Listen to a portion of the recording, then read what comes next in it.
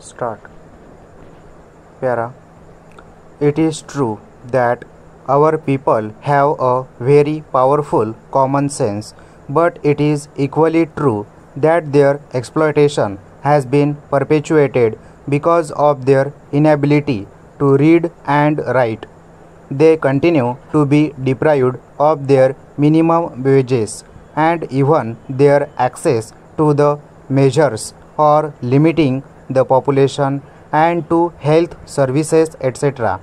Time and again, Kerala's high literacy rate is quoted to demonstrate the role of literacy as an effective instrument of people's empowerment. The masses continue to be deceived in several spheres as they cannot go beyond thumb impression even while exercising their right to franchise. How can we then think of leaving adult illiteracy to its own fate? How can we hold that those who mask the bus of literacy due to socio-economic handicaps and the consequent inability to join or continue in school should continue to be penalized as illiterates for their entire life? Is not the number of the adult illiterate in the age group of 15 plus staggering? There are about 245 million illiterates in the 15 plus age group and nearly 114 millions in the age group 15 to 35. This is therefore not merely a question of adult literacy but substantially a question of youth literacy. Nor should we forget the fact that two-thirds of our illiterates are women. Is there not a serious fallacy in the argument that universalization of primary education will solve the problem in the future?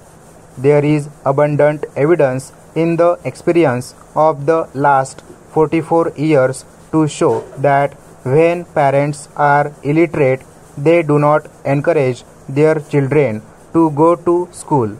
They even discourage them from going to school. The question is not what is more important, primary education or adult education. Both are essential and both are two sides of the same coin. Literacy is a must for all. It is an universal minimum requirement in the contemporary age, at least for all those who are in the age group of 15 to 35 or 40.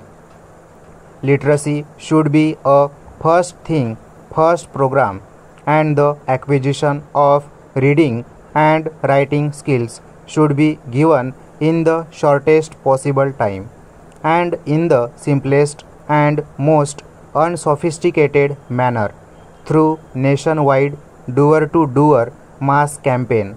Formal methods may not work well, but learner-oriented, community-based, and time-bound approach has a much greater chance of success. Education in any form is a lifelong process. It is high time that educational establishments are obliged to undertake the responsibility of securing basic literacy to all people in their surrounding community.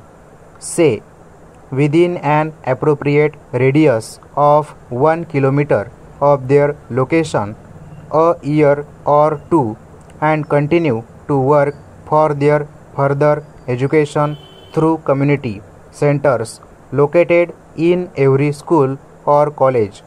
The education in India must first perform this fundamental duty to the people.